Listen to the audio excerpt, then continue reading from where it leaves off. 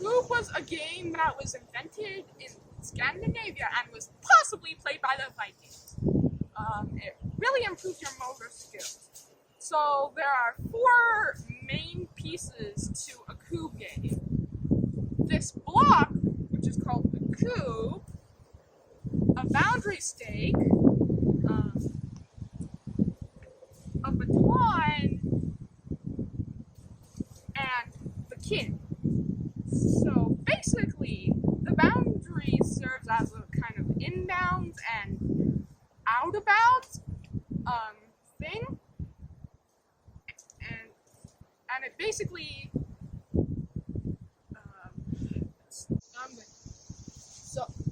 So basically, the setup is you're supposed to place the Kubbs on about the same plane, I guess, as the stakes. You're supposed to keep them in line with each other, and it serves as the baseline / boundaries, kind of, sort of. And you're supposed to set the king in the center of the field over here, and then you're supposed to throw the batons to see who gets to throw the 6 batons at the Kubbs first. So basically, you're supposed to throw the baton underhand like this, and also vertically, and you're supposed to throw it at the Kubb. That. And you're supposed to throw until all 6 batons are used up.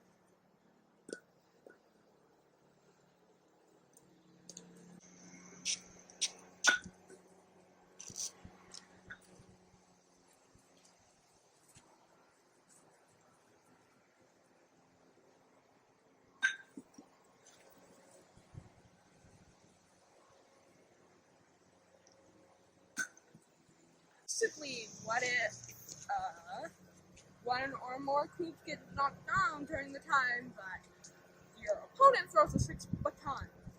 Well, you throw them over to your opponent's side, and then they become field Kubbs. And you have to knock down the field Kubb first before you can attack those base Kubbs over there.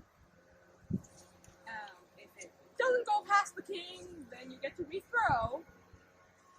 And same thing if it's out of bounds or goes past the base Kubbs.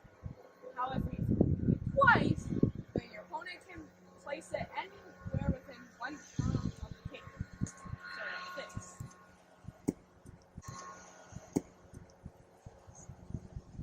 What if the field Kubbs can get knocked down? Well, then it kind of sucks because your opponent gets to move forward, and they can attack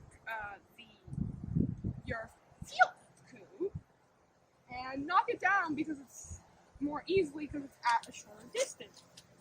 And then it's easier for your opponent to win sometimes. But sometimes it can get so. It depends what you're good at, what type of distance throws you're good at throwing. If you're good at throwing like the longer shots, then you want to make sure that the field Kubb is as far back as possible as can be. If you're good at the shorter shots, then you should hope that it's closer to the king. So next, I'm going to go over what happens once you knock down all the Kubbs. So basically, if you knock down all the Kubbs, as seen there, and you have 2 or more batons left, you can attack the king and knock it down. However, you have to start from the baseline to throw at it in order to knock it down. Yeah, like that. You then win the game.